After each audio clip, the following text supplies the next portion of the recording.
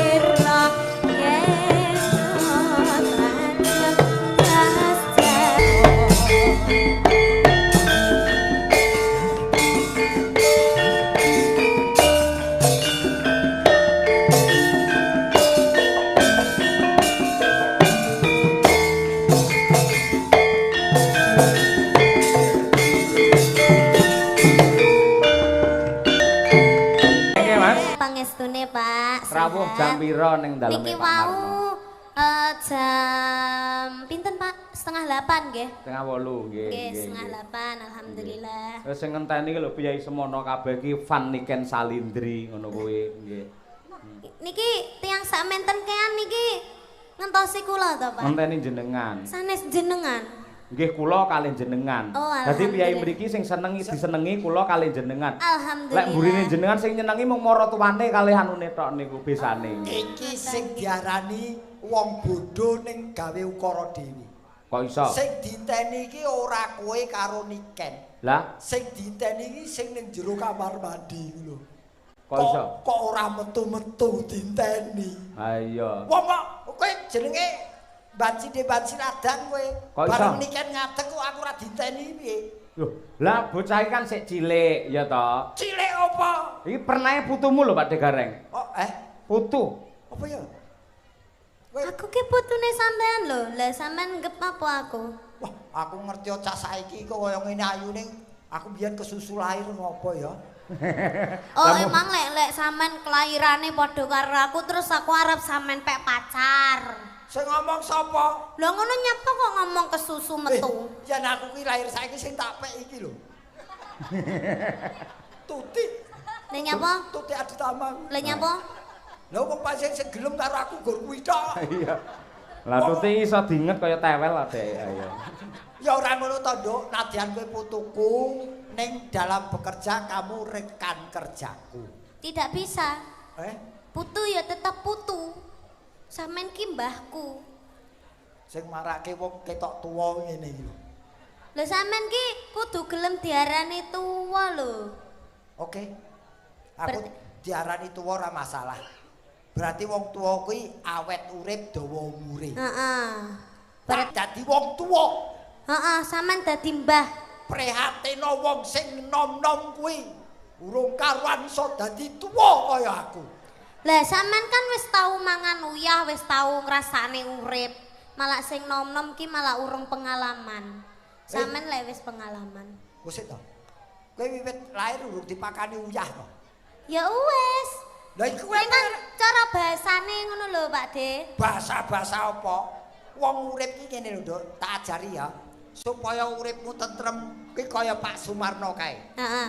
Beliau berpikir Lembu. Niken yo. Oh ki cah iki sik enom ya Lah sampean suwi kok lek duduhe. Kae lho Pak Sumarno. Jare besan. Kuwi Pak Sumarno ki besane sampean. Dudu. Lek sing besane ki sing sapa? Besanku jenenge Pak Warto. Kuwi apane Pak Sumarno? Dudu apa-apane. Kuwi tok ha iki kira ngerti. Kene iki kulture masyarakat kene nadyan apa tangga ning ngungkuli sedulur.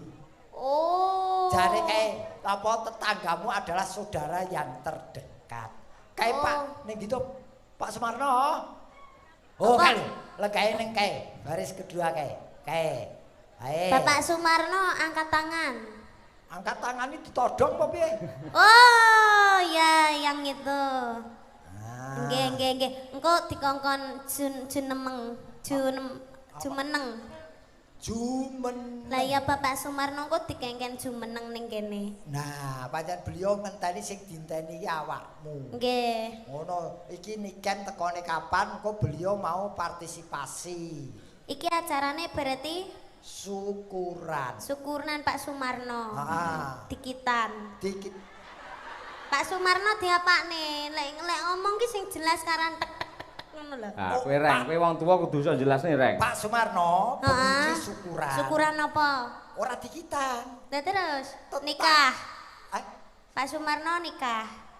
ora. Terus Diapake to, Mas? Aku malah bingung. Pak Sumarno dinget. Kuwi lak tewel ngawut niken ora nggih. Jane ngono ujube syukuran karena beliau telah mendapatkan beberapa karunia dari Allah Subhanahu wa taala, rezeki, sehat, terus apa kebahagiaan lahir batin. Oh walah, dadi ceritane iki Pak Sumarno ki gabut, bingung leh ngentekne duit. Gap. Pak Sumarno ki ora nek acarane bengi iki yo tasakuran ya jenenge. Pak Sumarno ki apa omahe Sina Widodo ora gabus. Gabut. Sing ngomong gabus ki sapa? Jampeng kupinge ora. Lah aku krungu gabus kok. Ora. Kuping kok sumbing. Nah, Ik Sing sumbing iki bibir. Lah mesti bibire sampean sumbing. Ya ora. Lah iya. Kuping kok sumbing. Wah Pak Sumarno ki bakune arep dono rasa. Nyeneng-nyenengke piyayi akeh. Lah iya tangga Pak tepare. Sumarno ki bingung leh ngentekne duite kakean didom-domne ngene iki jenenge kan sedekah yo an, sedekah kepada orang seni kaya awak dhewe ngene iki. Uang itu hanya membuat kesenangan. Iya. Tapi kalau beliau berbuat begini tidak hanya kesenangan yang dicapai tapi kebahagiaan. Oh, sing diraih. Seneng ki mung letake ning pikiran karo mata. Ning yen kebahagiaan pikiran mata lan ati. Heeh. Ngono. Bener. Berarti Bapak Sumarno ya kudu didongakne. nah bener bener. Muga-muga rezekine saya akeh, Amin. panjang yuswanipun. Ning ya ora Pak Sumarno tok, sak keluarga besare muga-muga sehat selamat wilujeng. Amin. Awet leh momong anak putune. Amin. Muga-muga Pak Sumarno lek enek apa acara maneh iso nanggap kula kalian panjenengan nggih Pak. Amin. Amin. Aku karo kowe ya Ken ya. Nggih Pak, Nggih, matur nggih. sembah nuwun. Wayang kulit ora nganggo gareng udan deres. Ora apa-apa aku iso nerangne kok. Loh, lha Kadang sempake dikene genteng iso. Weh, Kuwi ilmu lho. ora terang dirubung laler ya. Ngece. kejawi menika ugi dipun rawuhi kalian Pak Camat Tambak Rama. Pak Camat rawuh. Pak Lurah Sinom Widodo ugi rawuh. Waduh, nun sewu lho Pak. Pak Lurah, Pak Camat, kula namung matur. Pak anu Sumarnono namung masyarakat sampun nanggap lho Pak. Kok panjenengan lurah kalih camat kok dereng. Lah iya. Ngono kok ra isin to, Pak. Eh, Sampeyan iki kudune nyontoni sik lho, Pak. Ora malah wargane sik. Bapak Camat karo Pak Lurah iki piye to? kowe iki bupati kok piye kok nyeneni? Ngelingke. Oh, lah tak kira sampean mau nyeneni aku yo Ora nyeneni Ini apa aku cah cilik kok los. Kowe ora urusana dhewe. Niken lek ora ngerti, Aku desa kan gak kene lho. ngerti. Niken desa kene Sinom Widodo. Kuwi mesti enek apitan. Apitan niku bersih desa cara ngene dhewe. Heeh. Lah Ya, ngono wayang- ora ndang nanggap, Pak. Jane bersih desa nanggapne kamu diketek apa piye? Oke. Napa, Dok?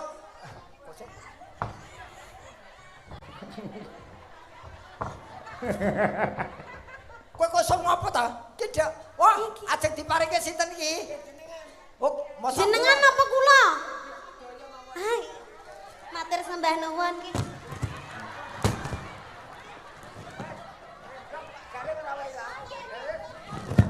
Matur sembah nuwun nggih, Pak. Ibu matur sembah nuwun nggih. Terima kasih ya, Dek. Oh, nyuwun foto. Iya. Iki kurang siji kan? Iki dicangkeng sisan. Iki. Ya terus apa gitu aku arep minggat Pak piye kok. Wah, kayak bonekane tiba. Oh ya, Nggih, foto nggih. nggih. Nggih, terima kasih, Bu. Ngono kuwi, nggih. Pak De tolong gawake miku ya, Pak De. Mbae yo manut karo putune. Ora niken iki kok bar tanggapan kok kene dodol kembang. Kuwi tandha tresna kok nggih. Nggih. Sampun, matur nuwun. Nggih. Wah, luar biasa nggih. Sinden kok ora tau entuk ngono kuwi nyapa. Entuk sesuk. Mbok duwe kanca ngono gayane dikeki ngono lho, apa piye ngono. Sesuk dikirimi karangan bunga. Iya. Nduk, sampean nate nembang apa kuwi Mari Kangen. Oh, nggih, nate. Jebul kan nate. Nggih, Lah, nate. kuwi iki pekaremane piyai kene dipundhut karo Bapak Sumarno. Oh, nggih. Sing klasik dhisik ya. Oh, nggih, Pak. Nggih nambani rasa kangene Bapak Sumarno karo warga masyarakat ing Sinom Widodo mriki. Nggih, niki Pak Camat kalih Pak Lurah apa pripun, Pak? Rawuh nggih. Rawuh. Nggih. Pundi nggih tiange Pak Camat kalih Pak Lurah wau. Ah nika dadah. Wah, yang dada-dada. Ya Allah, Pak gantenge, Pak. Ya Allah. Awas, Pak, awas. Nggih, Pak. Bapaknya gagah perkosa. Marai kulinamu kepethuk Taslim. Aku bosen petuk Mas Taslim. Nggih. Mari Kangen rumiyin, monggo Mas. Diaturake genduk niken. Yo, saking bunangipun. Yo.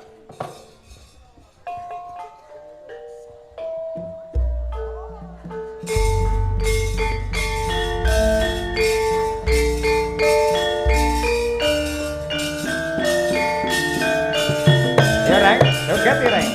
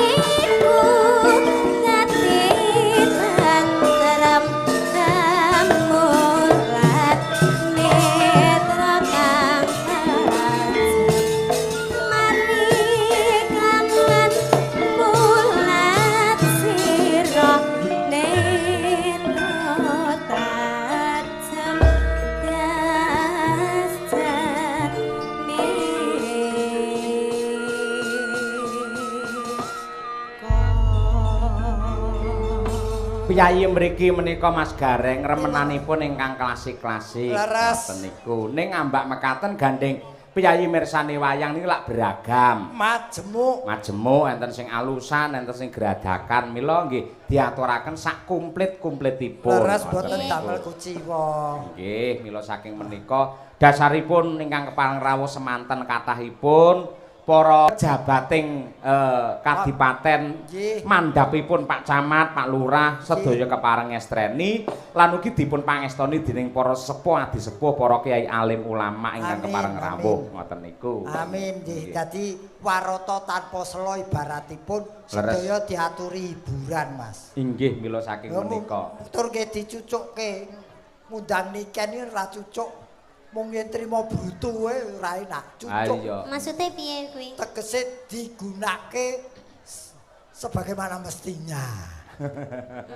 Nggih. Tegese dimanfaatke utawa kebisanmu ditokke. Oh iya benar.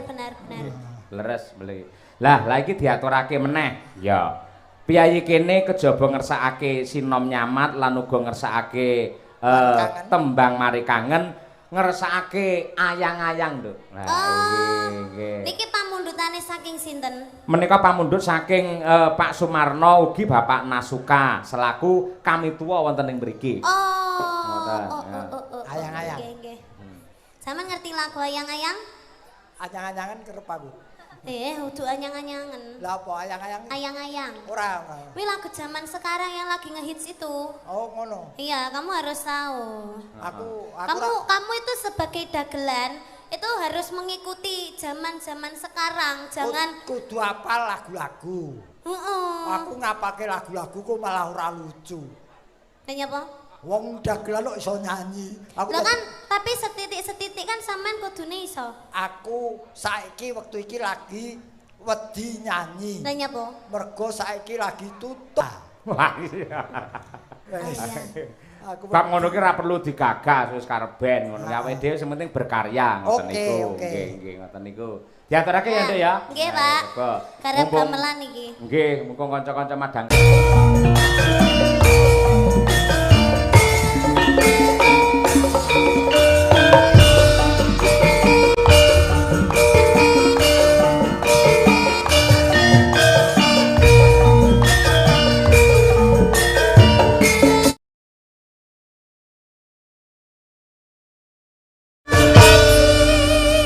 Luar biasa elo tenan. Rene Nduk, rene. Masalah. Iki lho bocah golek dhuwit keringete nganti lek rasa ngelapi bapake ora marem. Kaya ngene. Golek dhuwit Nduk, ge awan bengi tanggapan terus kaya ngono kuwi lho sing kok golekne sapa? Aja cedhek-cedhek karo Gareng, ambune wengur kae. Ambune badhet, Pak. Mungkin nek tak resukane. Ambune apa? Badhet. Heeh, ya ngono kuwi. Wong nek cedhek ya pancen ngono kuwi ambune. Gareng lek wis tuwa ngene iki biasane duwe penyakit lambung, Pak. Heeh, lambung komplit. Makane ababe rada piye? Heeh, pancen ngono kuwi. Kuwi sejenis walit lah. Aku jane no apa? Ngempet, Pak, ket. Ngempet to. Lah ya tak sangu kowe kudu mutah ngono awakmu. Anu kok aku ki jumbleng kok. Kowe anu aku ya kemringet tok, Mas. Hah? Aku ya kemringet. Tak lapane raimu kene, Ndang. Iki dagangan. Dagangan arep dirusak. Ah iya luar biasa. Bocah iki pancen multi talenta. Kowe anggere gelem karo aku tak kei sepeda motor ji. Apa kuwi? Apa kuwi? Lho. Kuwi lho kunci omah. Lah iya iki kuncine sapa keri iki? Sing ketalan kunci griya niki. Omahku kuwi, kunciku. Apa? Kuwi kunciku kuwi. Kowe kos lho aku kunci barang. Iki kunci sing kecalan kunci sinten? griya niki sinten nggih di betok Yang kehilangan kunci. Pak Kari nggih. Nggih, sing kehilangan kunci mohon untuk di samping panggung sebelah kiri. Dipastikan nggih, Pak. Pak Kari, ingkang ngasta Pak Kari. Nggih Kari niki. Kari niki. Asmane Pak Kari niki. Ayo Kari iki. Nggih, jenengan istirahat sik. Oh iya. Musun kekuatan mergo sik bajutan. Genti artise Madangkara genti ditampilke. Lah iya ngopo iki ketolungguh tok iki. Ora, ono nggone dhewe. Ayo Mbak Winong dan juga Mbak Birgita Ayu coba kaya apa. Delok-delok penyanyimu di sidenmu di to. Kene ayo. Nggih, coba kaya. Ngateko Nduk sayang, kene sayang. Mergo piyayi kene iki sangat kondusif, sangat rukun, sangat sinamadan daya dinayan, yen kerja bakti semua pasti akan tampil untuk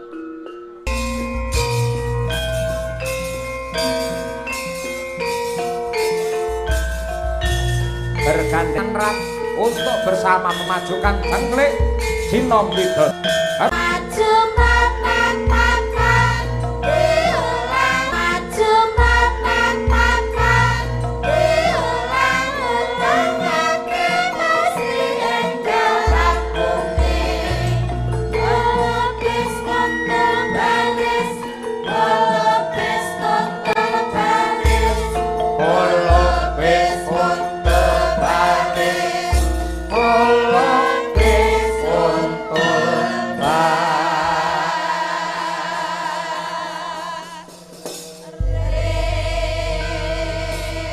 ora ana gaman sing ampuh kejaba mung gaman persatuan utawa gaman kerukunan Mas Nggih Gareng. Mas leres tanpa kerukunan Sinom Widodo mboten kados kaya ngeten niki. Nggih, dawuh leres. Nah niki pun jumeneng lari kalih Birgita kalih jenengmu sapa, Nduk?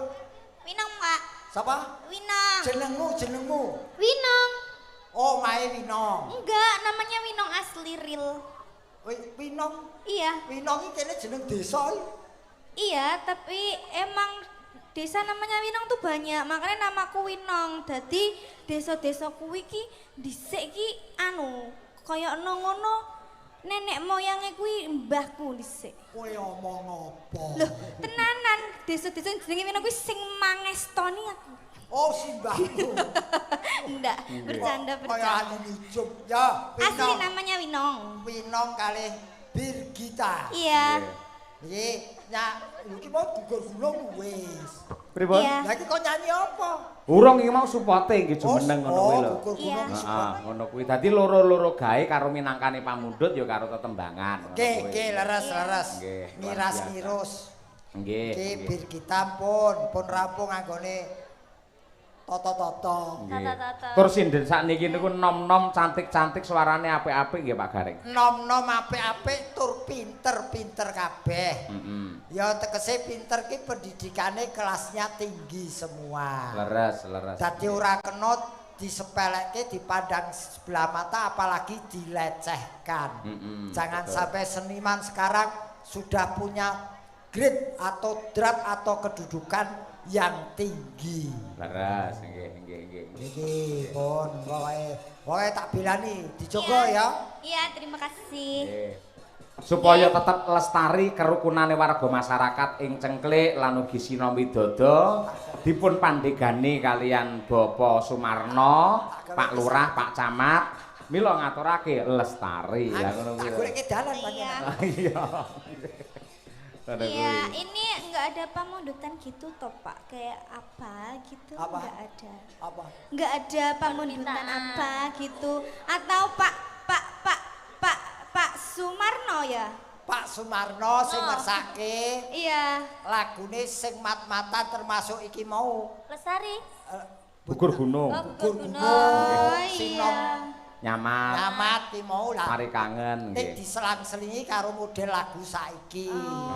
Lestantun iki lah lagu saiki to. Aja dibasakne, lestari ya lestari ya lestantun. Aku Guru Dwijo. Lestari ya lestantun. Enggak boleh lek judul tuh ya lestari ya lestari. Ya karepmu aku Dwijo Waranggono apa Pranatacara kok.